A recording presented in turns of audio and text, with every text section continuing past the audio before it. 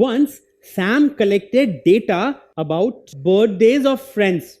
But instead of writing it in a table, what did he do? Well, he represented the data in a very interesting manner. Well, he actually took the photograph of friends and pasted it on the calendar. Now, don't you think it's a very interesting way of presenting data? Because you don't even need to find the names of friends. You simply see the photograph and you know that when this friend's birthday is or this friend's birthday is. So, this is a very interesting way of presenting data, isn't it? Well, this type of data, that is, this type of data representation is a new form of data representation, different from tables. So let's understand this in details. Now, this is a scene from Sam's birthday. During Sam's birthday, what happened? Well, his father filled up lots of goodies in a balloon. And once the cake was cut, well, he burst the balloon. And as soon as the balloon burst, lots of goodies fell on the floor. So, all the friends started collecting the goodies. So, let's see who got what. But this time again, we will not represent the data in the form of a table. We will try the new method, that is with pictures. So, this is what everybody got. Now, you can see these are the names: Tim, Harry, Lily, and John. And these are the goodies which they collected. Now, don't you think this is a very easy way of understanding who got what? Instead of counting and comparing numbers, this clearly shows that who got what. So, for example, got him here 3 toffees, 2 razors, and 2 sharpeners. Similarly, got, let's say, Lily 3 toffees, 2 razors, and 1 sharpener.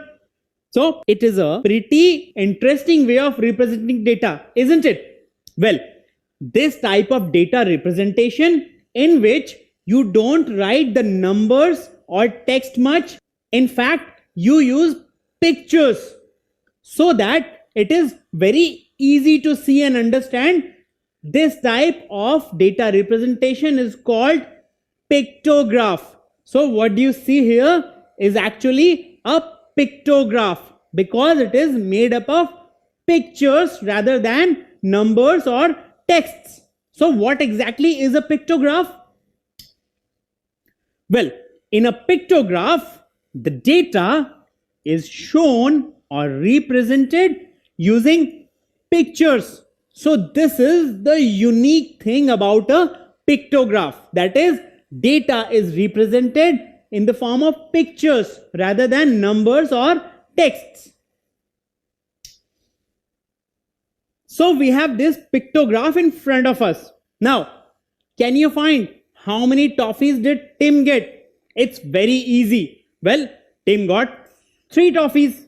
You don't need to find or compare any numbers. 3 toffees. So Tim got 3 toffees. Now, who got 2 erasers? Well, you have pictures of erasers clearly. So here you have 2 erasers.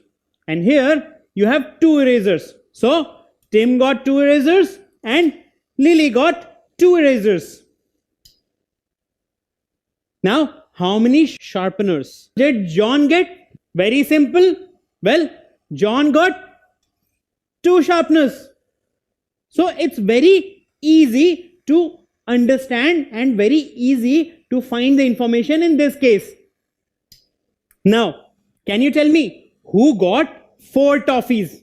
So you have a pictograph in front of you, so you can definitely find out. So let's find out who got 4 toffees. Well, it's clearly understandable that John got 4 toffees, as you can see. So when you have images in front of you, then reading and understanding as well as interpreting the data is very simple. That is why pictographs are so advantageous. So in a pictograph, The data is shown or represented using pictures. This is the unique thing about pictograph. And pictograph is easier to understand.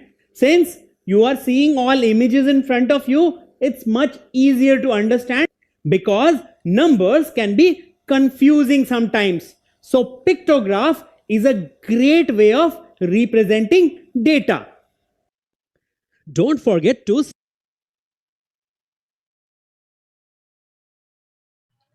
Okay. So now tell me that is it understood what the pictograph is?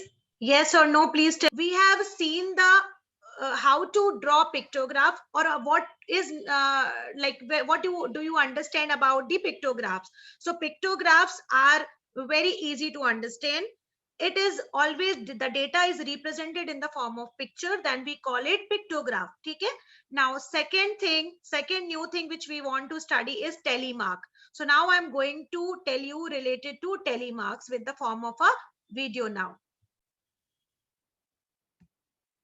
Sam was throwing a party and he wanted to know who wants to have what. So he started writing the list according to their demand.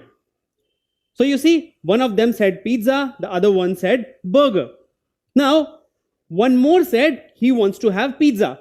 So he had to cut the one and then write two. Now, this was a bit inconvenient. Now, again, one more said that he wants to have a burger. Again, he had written one burger, so he cut that and wrote two. Again, inconvenience. And how long can it go? Well, one more said he wants to have pizza. Now, again, he had to cut two and write three. And this can go on for very long because he has 40 friends whom he is inviting for the party. So, will he keep on cutting 40 times and keep on writing? Well, it will become very untidy and very confusing.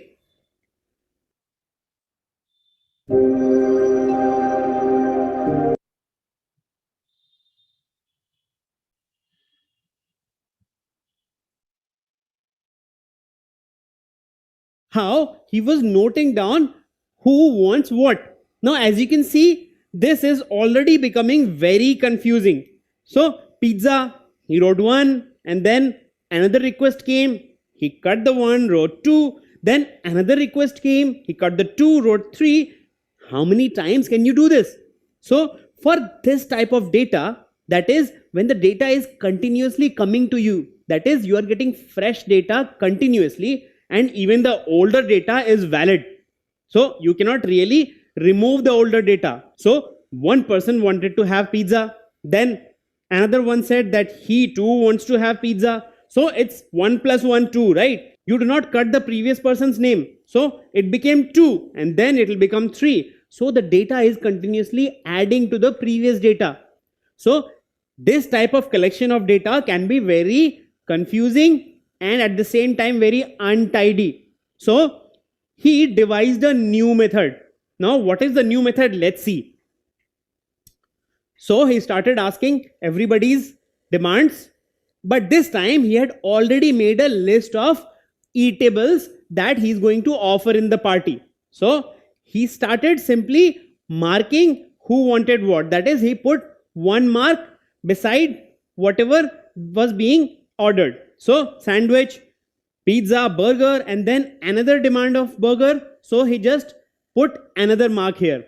So, this time he didn't really need to cut the previous information. What could he do?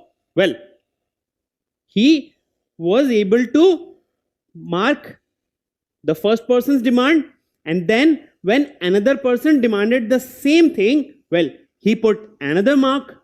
So, we know that 2 people want burger, 2 people want pizza, and 2 people want noodles, while one of them wants sandwich and one of them wants momo. So, what was the advantage in this case? Initially, one friend said that he wanted a burger. Later, one more friend said that he wanted a burger again. So, here he did not have to cut the previous information. He simply added another line to it and he'll be able to know that two people want to have burger.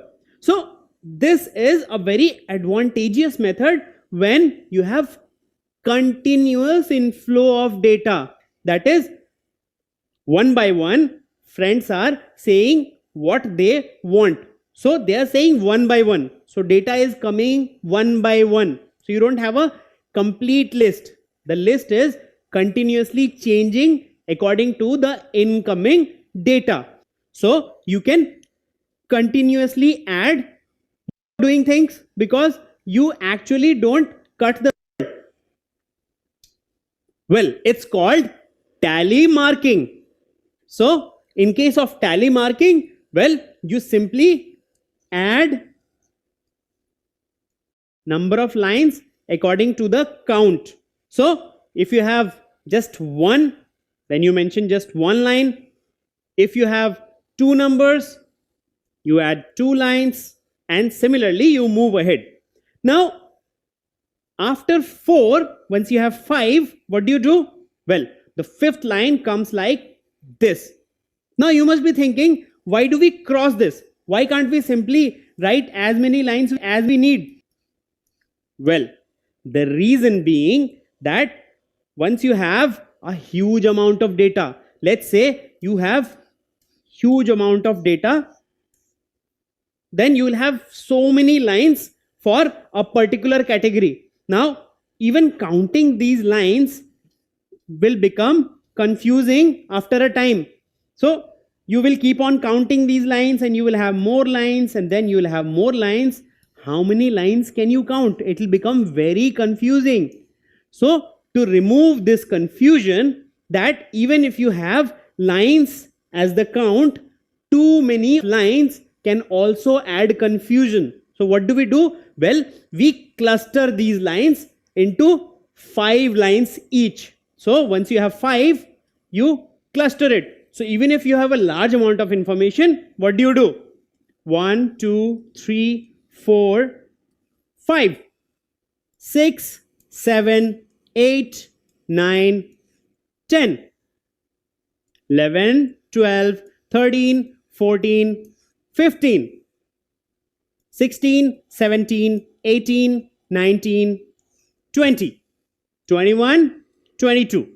Now you have 22 different lines. Now if I would have written 22 lines without any clustering, then it would have become very confusing. So you would have to count every line, how many lines these are, and these are just 22. What if you had 102 lines? Would you keep on counting? Then this method would have become even more confusing and difficult than the previous one. So once we cluster it, it's so easy. So one cluster stands for 5. So you have 5 and then 5 again 10, 5 again 15, another 5, 20, and you just need to count these extra ones, that is 2. So you have 22. Isn't it much simpler than the previous method? And also it's not confusing because you are able to cluster it. So 1, 2, 3, 4. After 4, the fifth one comes like this. And then again you continue the next 5. These are the different items which the friends are mentioning one by one. So let's see. First person says he wants to have a sandwich. So we put a line here. The next says he wants to have a burger. So we put a line here.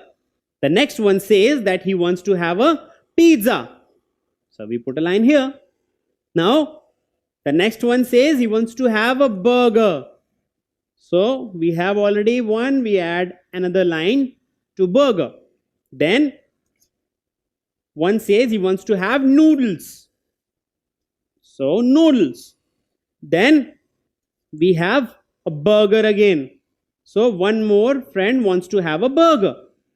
Now again the next one wants to have noodles. So noodles. Then we have a demand for momo. Then a sandwich again. Now pizza. And then you have Momo.